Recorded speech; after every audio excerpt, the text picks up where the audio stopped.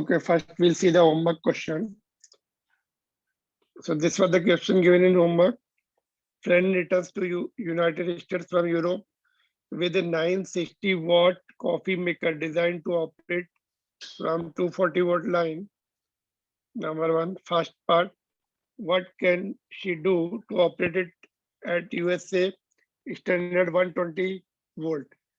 So USA supply is 120, but it will work at 220. So she has to use the step up transformer. Increase करना है voltage इसको. So NS upon NP will be VS upon VP. That's 220, sorry. I mean, it is 240. 240 divided by 120. So it will be 2. Therefore, turn ratio 2. Now, currents in the primary will be power of the coffee maker divided by voltage of primary. 960 divided by 120, that is 8 ampere.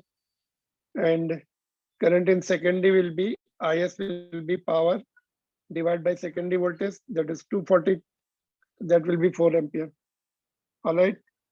So now power of the resistance of the coffee maker, in fact, that will be V square by P, 240 divided by multiplied by 240 divided by 960.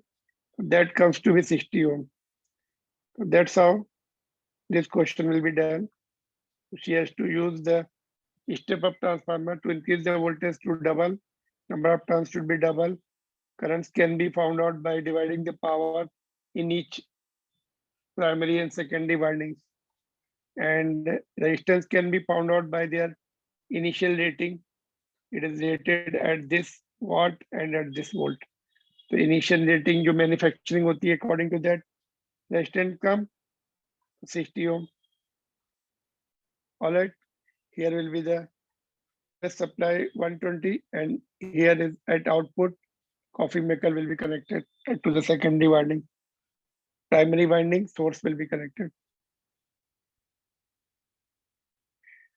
Okay, now we'll see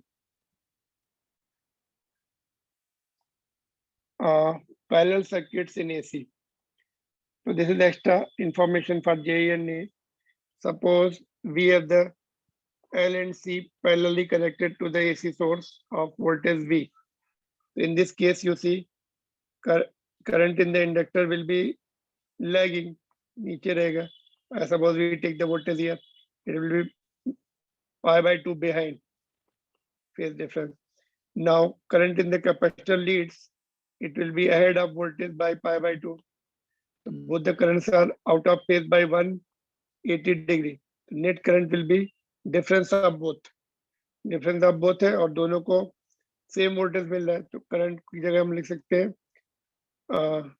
voltage upon IC. Current in capacitor will be voltage upon its reactance. In inductor, voltage upon inductive reactance. And yeah, this total current will be total voltage upon total resistance, that is impedance. So V gets cancelled. So what we get is this relation. Now if XL is equal to XC, then right hand side will be 0.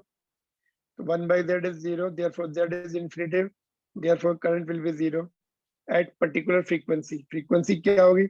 Same जो हमने previous उसमें देखा था, resonance LCR series circuit में, it will be same again because XL is equal to XC.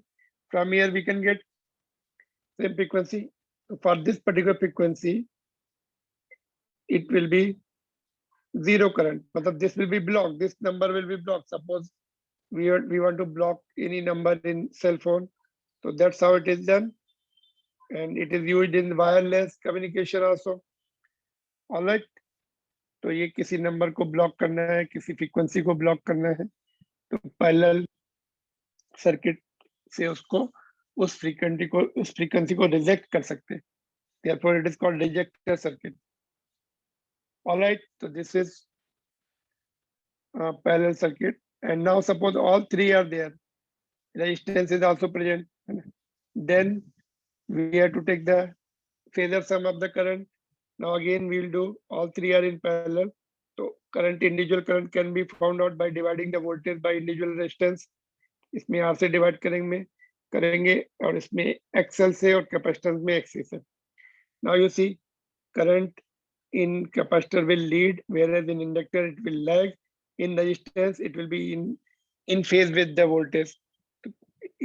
IR इधर आएगा, तो इन दोनों का वेक्टर सम कर लो, माइनस कर लो, तो ये आ जाएगा, इतना वेक्टर बचा, तो इसको इधर शिफ्ट कर लो.